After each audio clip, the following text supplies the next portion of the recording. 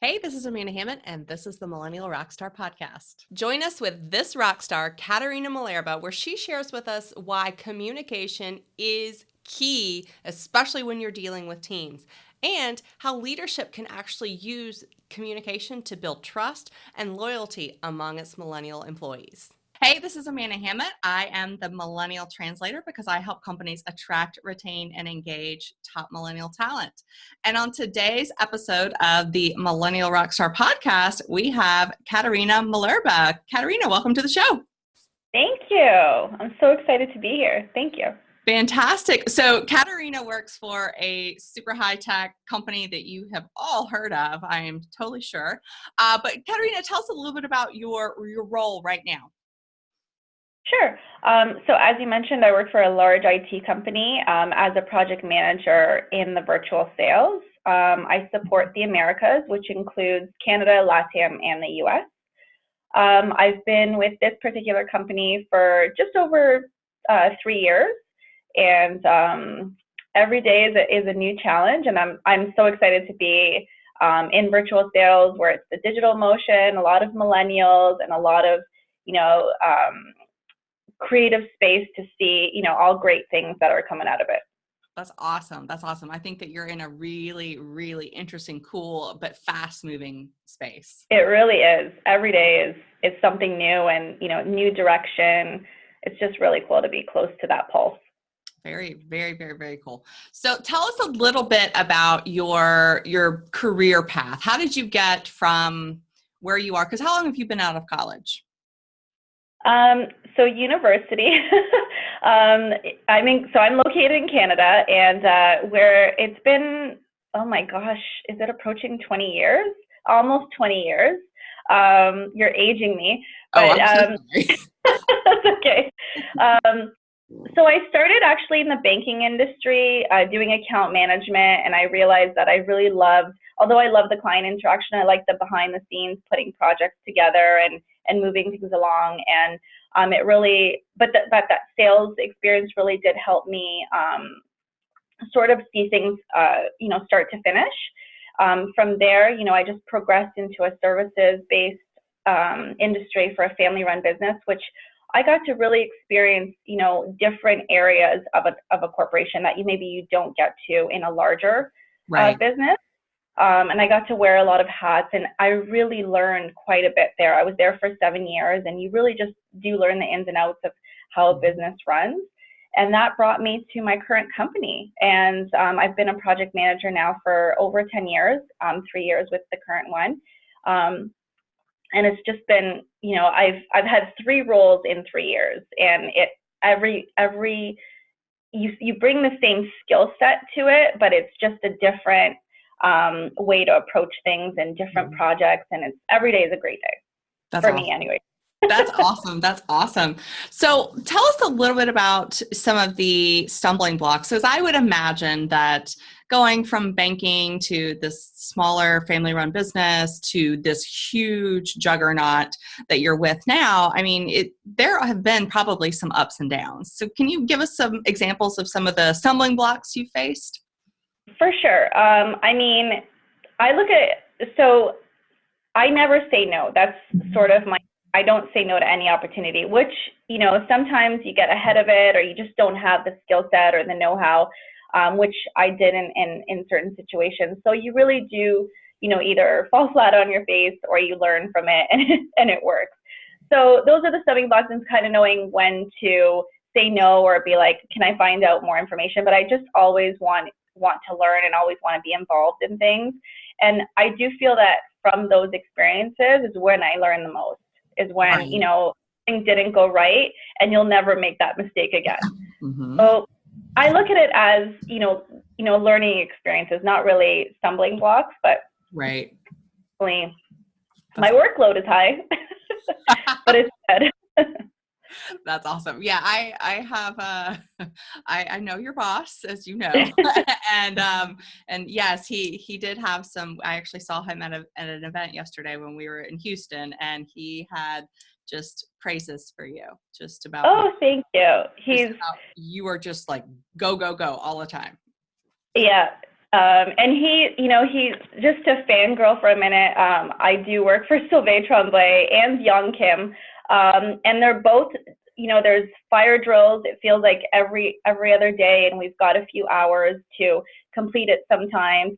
And they really, just taught me sometimes, even though you don't know everything, just pull in who you need to do it, and we just get the job done. And I've learned so much from them in, just under a year of being with this team. And he's just hilarious the way that he can just, picture it, and you learn so much. And he presents, on 4 slides, but he's got 80 in backup. So, it's those, he knows that it can go any other way. And those are just experiences that I learned so much from it. And it really prepares me for the next fire drill that we usually get every day. That's awesome. I can totally see him doing that. That's just how we approach things, and it's served us well, I have to say, and I've learned so much from him, because the conversation never stays on track. It always veers to the left or the right, and it's good to have those backups. No, absolutely. And that's the thing that, we mentioned earlier, that you're in this incredibly fast moving space, and you don't really know which direction it's going from one day to the next. I mean, you guys are leaders in that field by far, but it's still up to you guys to chart the path for everyone else to follow. So, I mean, we hope so, right? Right. It's exciting. It's exciting to be like that. And like I said, I don't like to say no to anything, because you just never know where that path will lead you. So yeah, it's really cool. Very cool. Very cool. Well, since we brought up your bosses, tell us a little bit about what your bosses current, or maybe in the past, do in order to keep you motivated, to keep you productive, because you do have an incredibly heavy workload. I mean, I know just from knowing what your team does and accomplishes, and who your leadership is, I know that the workload is just through the roof. So tell us a little bit about what they do to keep you productive, to keep you engaged, and keep you waking up going, yay! For sure. So I've been pretty lucky working for this company and working throughout my career. I've had great managers and leaders that I have worked for. I did start at the current company working for Jason Bettinger, and I only worked with him for a few months, but in those few months, he kept me engaged, gave me a little bit of creative space to make, work streams my own, and sort of take off with that. So I really learned a lot. Working for Sylvain Young, they do that and more. They really just, they let you go out and do what you need to do to come back, and then we work together, and they have different perspectives on it. And it's just having that sense of purpose that keeps me engaged, and knowing that what I'm doing counts to move the needle or tell the story or whatever it may be. And that's what I, love about them. It's not a check a box. It's not okay, give me this data, but I'm just going to file it. It's really keeping me engaged. And I mean, if that's not there for me, it's not a self-motivator. If my work is not, doesn't have a purpose, for me, it's self-motivating. So that's what they do to sort of wake me up in the morning and keep me up at night. That's awesome. Whichever way you'll go. Yeah. That is so true. I can totally see that. But, I've mentioned this to you before, but I'm going to tell you this. And actually, your boss, Sylvain, and I were on a panel together a couple of days ago in Houston, and I actually said this out loud, and I think he was a little embarrassed. So I'm going to say it again because it embarrassed him. But when I first met him months and months and months ago, I really got the impression in having conversations with him that he viewed his success through the successes of his team and their individual successes, and them being proud of those successes. Now, I didn't get the impression that it was all about his ego. It was more about the team and how it made the team members individually feel. But at the end of the day, we all know that that's going to turn around and make the team even more productive. Absolutely. Yeah. So it's just, I mean, this team, I've seen opportunities where they've passed up because they're just not ready to leave, under his leadership and see where he's going to take the org. communication. So it really is a testament to him, whether he knows it or not. He is really a great leader, and he does invest in his people. And we want to, in turn, we want to do right for him. Everything we're doing is to make him look good. Absolutely. So, you know, and working for Young as well, who is his chief of staff, you just really see that camaraderie and that collaboration, and it's really great to see when everyone's on the same team, you know, and working the same goal. So yeah, definitely fans of both of them. That's awesome. Well, I got to hear a lot about Young on this trip as well. So I look forward to meeting him in person too. So. Oh, great. Yeah, we're setting it up. It's awesome. Coming down. So tell me a little bit about, is there anything as far as company perks or anything that your current company or one in the past has done that makes you think, man, that makes me feel special. That really makes me feel good. Is there anything that you can think of? For sure. I mean, the company does have, you know, global give back days. They let us volunteer for causes that are near and dear to our heart, and they pay for you to go to that. Like they give you the time off and they pay for you to go for that, or they match it, which is, I mean, for a large corporation that is global, they have no relation to where I personally am in London, Ontario. But it's just a great thing to see that it sort of comes home, and that's a great perk for me. Personally, I get to work from home just because of my location to the hub.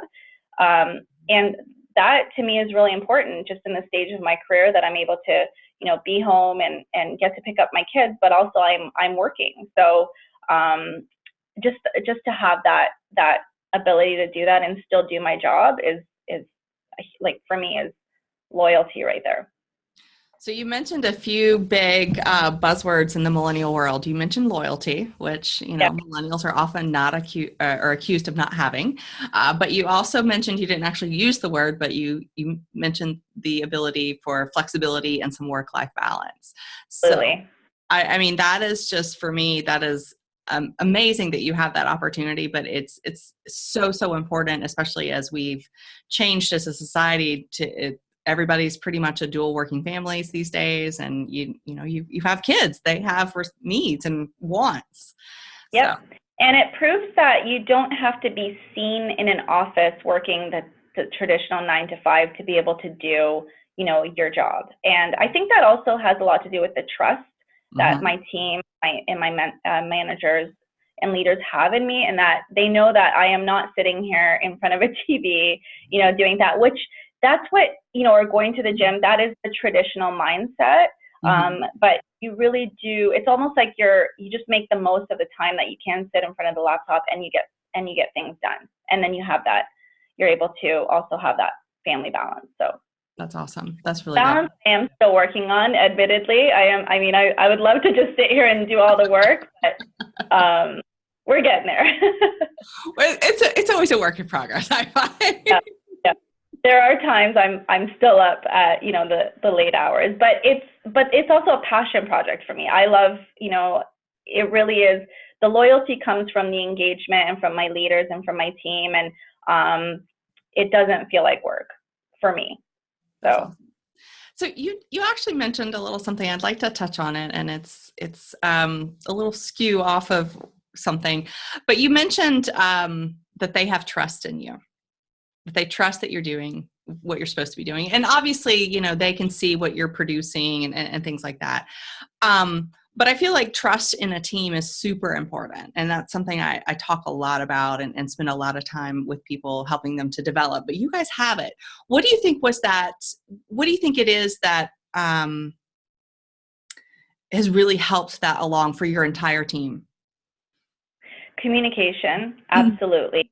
You know, if there's a lack of communication or you're not collaborating well, then things tend to be disjointed and it just doesn't work. And I feel that when, you know, even if you're on different views or whatever it may be, you leave the egos at the door and you just kind of collaborate and come to a mutual project conclusion or whatever it may be. And that, I think, in turn builds trust.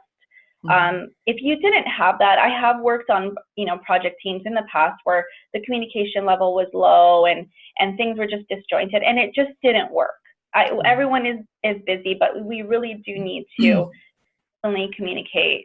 And also, you do need that time together as a team. We're pretty lucky. We get to meet at least once quarterly, and really bond and have closed doors planning sessions. And it really, just having that, trust level amongst each other, we really do work together, even though, teams are so sporadic, some in, Latin America, some up here in Canada, and some throughout the US. So just, being able to come together regularly, and work together, but then in the interim, having that open channel, regardless of what it may be. Right. Awesome. So since you guys are all spread out, do you guys do like a lot of video chatting, or how do you guys handle that? Absolutely. Yeah. We video chatting or calling, or there is Jabber. I'm a caller. I love to pick up the phone and very unmillennial of you.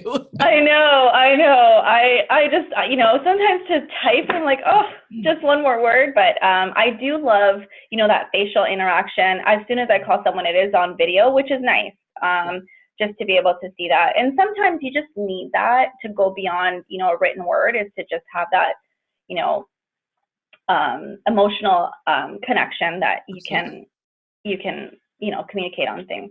Absolutely. So, yeah. Absolutely. We are hardwired as human beings to crave that human connection. And sometimes you just don't get it in email or, any kind of instant messaging. So no, absolutely. Especially, it's a pet peeve of mine when, you're working through a session or whatever, and someone answers K. It's like, oh my gosh, what does that mean? So yeah, so communication is absolutely key beyond the K. I'm going to write that down. It is so true. It is beyond. It just makes me laugh every time. So okay.